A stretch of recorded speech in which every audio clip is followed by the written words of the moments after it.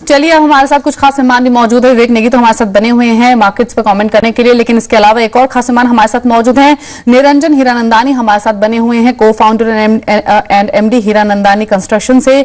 Sir नमस्कार, स्वागत है आपका। सबसे पहला सवाल आरबीआई पॉलिसी को लेकर ही होगा। एक्सपेक्टेशंस के हिसाब से ही रही है पॉलिसी, रेट्स में कोई बदलाव नहीं किया गया है, लेकिन उन्होंने एक सेंस भी दिया है आरबीआई गवर्नर ने कि एटलीस्ट नेक्स्ट 6 मंथ्स में रेट्स में शायद कोई नरमी ना हो, रेट कट ना हो। आप क्या कमेंट करेंगे?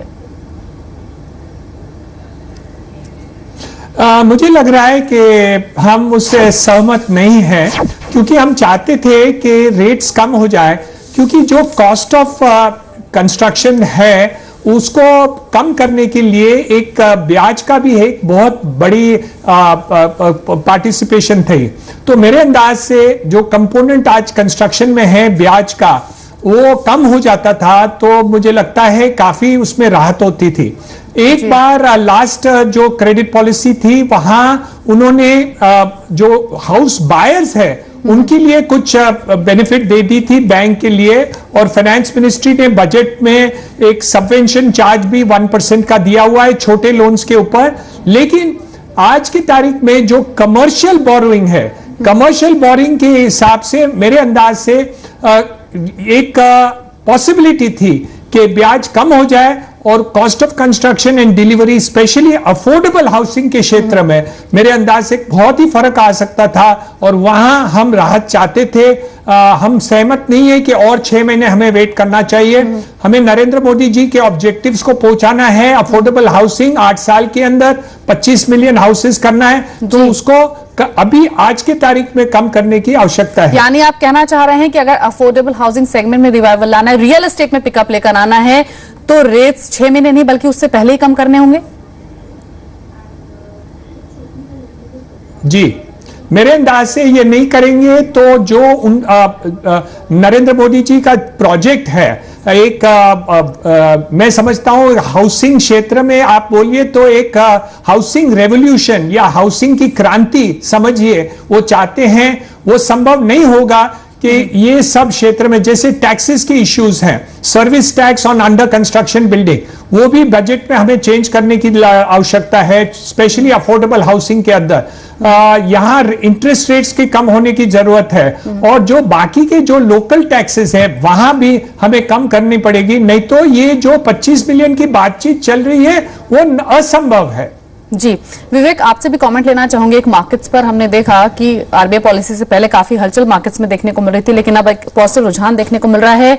एक्सपेक्टेशंस थी कि रेट्स शायद नहीं कम होंगे, उस तरह के आउटकम्स भी रहे, लेकिन मार्केट्स के लिहाज से अगर बात करें, हीरानंदानी साहब भी अभी बोल रहे थे कि रेट जो है वो उनमें कट करना बहुत जरूरी है रियल एस्टेट डेवलपमेंट के लिए, इकोनॉमी के लिए। आप क्या कहेंगे?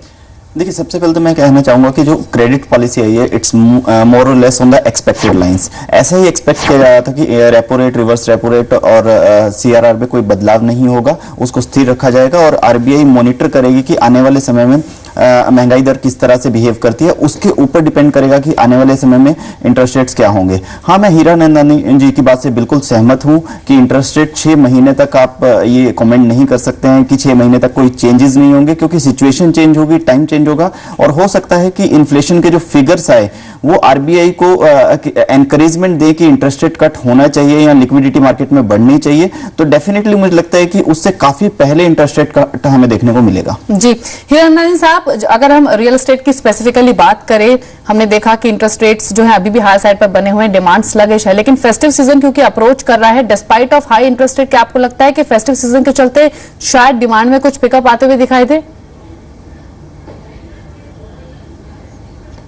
जैसे जीडीपी बढ़ते जाएगा और ओवरऑल इकोनॉमी बढ़ोतरी आएगी जैसे दिख रहा है, और इंक्वायरीज काफी तेजी रूप में चल रही है, मेरे अंदाज से जरूर रियल एस्टेट तो पिकअप होना ही है।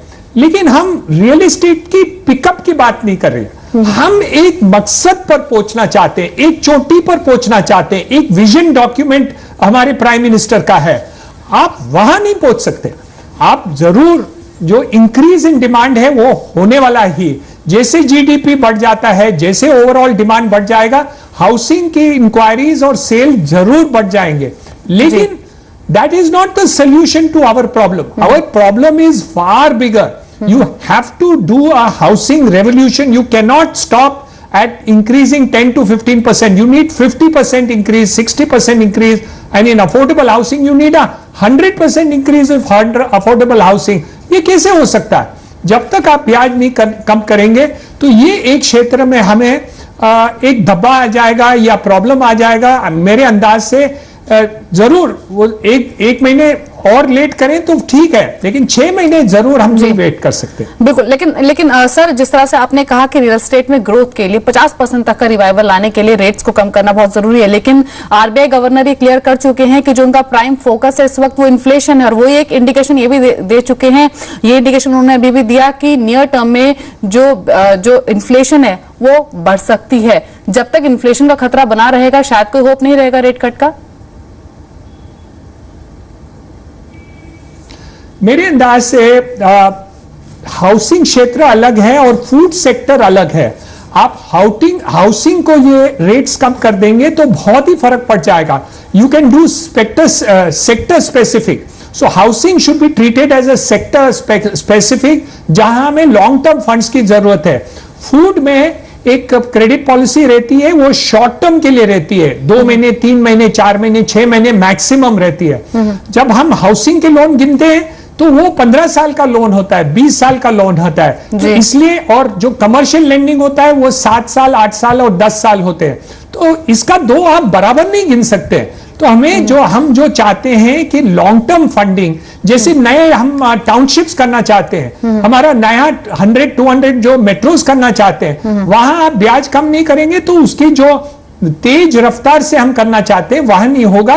वो मेरी एक राय है, और मैं समझता हूं कि हम जरूर, even without the interest rate hike, there will be development, but it will not be at the pace that we want. It will not be at the speed that India wants, not at the speed at which Narendra Modi wants. That is the problem that we are facing. जी, चलिए, बहुत बहुत शुक्रिया हीरानंदानी साहब समय देने के लिए, जी business को बातचीत करने के लिए। तो यहाँ पर आपने सुना निरंजन हीरानंदानी को, जिनका मानना है कि अगर जो इनफैक्ट सब चीजें भूल जाइए, जो नरेंद्र मोदी का अफोर्डेबल हाउसिंग का जो प्रोजेक्ट है, जो ड्रीम है, अगर उसको पूरा करना है तो भी आपको रेट्स कम करने होंगे, क्योंकि तभी डिमांड यहाँ पर बढ़ती हुई नजर आएगी। और अगले 6 महीने तक अगर रेट्स में कोई कट नहीं होता है तो वो एक्सेप्टेबल नहीं है। उससे पहले ही रेट्स में कट की बहुत जरूरत है। चलिए मार्केट्स पर लौटेंगे।